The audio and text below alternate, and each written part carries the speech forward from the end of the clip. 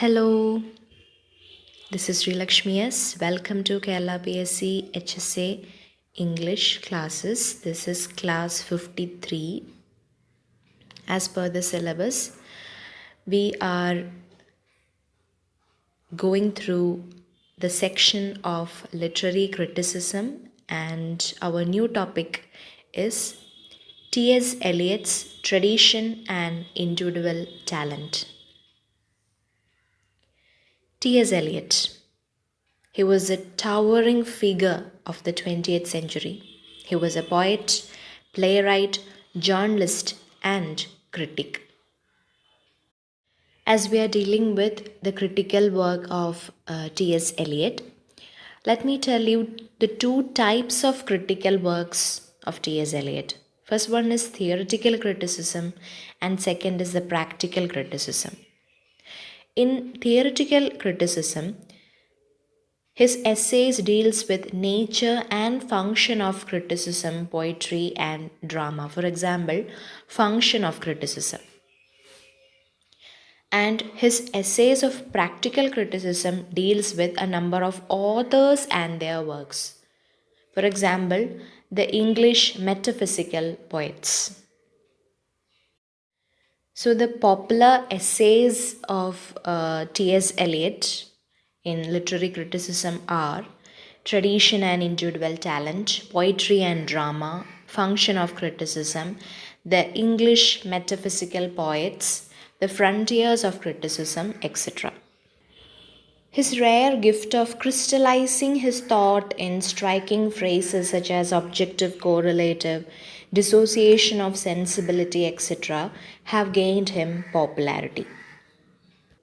So, let's move on to our topic, tradition and the individual talent. It was first published in 1919 in Times Literary Supplement. He was influenced by Bergson and Babbitt and wrote the essay. It is known as the unofficial manifesto of Eliot's critical creed. It consists of 3 parts. The first part deals with the conception of tradition. The undue stress of individuality shows that the English have an uncritical turn of mind. According to him, in the best and most individual part of the modern poets, the dead poets assert their immortality.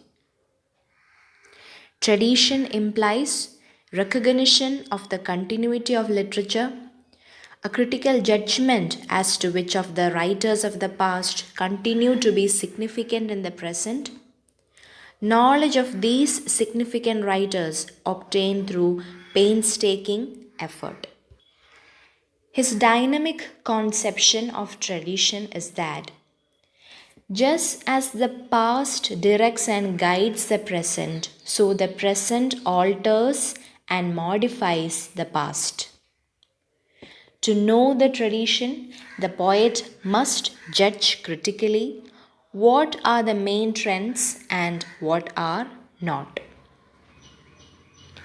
The second part deals with the impersonality of poetry.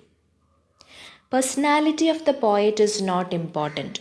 The important thing is his sense of tradition. Honest criticism and sensitive appreciation is not directed upon the poet but upon the poetry. Eliot compares the mind of a poet to a catalyst and the process of poetic creation to a chemical reaction. He compares poet's mind to a jar or a receptacle in which numberless feelings and emotions, etc., are stored. Thus, poetry is organization rather than inspiration. Greatness of the poem lies in the intensity of the process of poetic composition. And poetry is not a turning loose of emotion, but an escape from emotion. It is not the expression of personality, but an escape from it. And the third part of the essay concludes the discussion. So these are the main key points in the essay. In the next part, I will go in detail discussing the main points so that you will get an idea about it. Now, let's move on to Module 7, Basic Grammar. Today we are moving on to a new topic, that is a question tags. Questions attached to the end of statements are called tag questions. Tags are commonly used in conversation at the end of a statement to ask for confirmation by asking a question. For example, he is tall, isn't he? He is not wise, is he? So there are some important points that should be taken care of. First one is that a positive statement usually takes a negative tag and a negative statement takes a positive tag. A negative statement need not necessarily be one having a negative verb. It may be comprised of a positive verb with a negative subject, object, or even a negative adverb modifying the verb. Let's see the examples. They have finished the work, haven't they? Here it is a positive statement with negative tag. They haven't finished the work, have they? It is a negative statement with positive tag. None of them were present, were they? Here it is a negative subject. So a negative statement followed by positive tag. Next point. In question tags, the auxiliary verb should be repeated. For example, you have my purse, haven't you? If the verb of a statement is a simple tense form of to be, this tense is used in the tag. But if it is a simple tense of any other verb, the tag takes do or did. He comes regularly, doesn't he? In the case of verb used to, did is used in the tag. He used to play in the morning, didn't he? Third point. Seldom, few, little, hardly, scarcely, rarely, etc.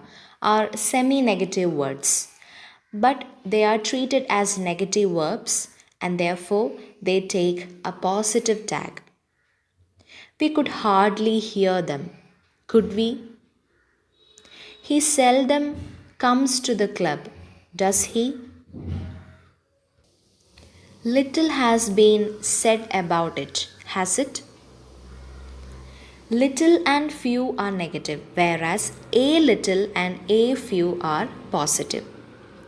The adverb only takes either a positive or a negative tag. A few students were present, weren't they? A little books are available, aren't they? There were only two of them.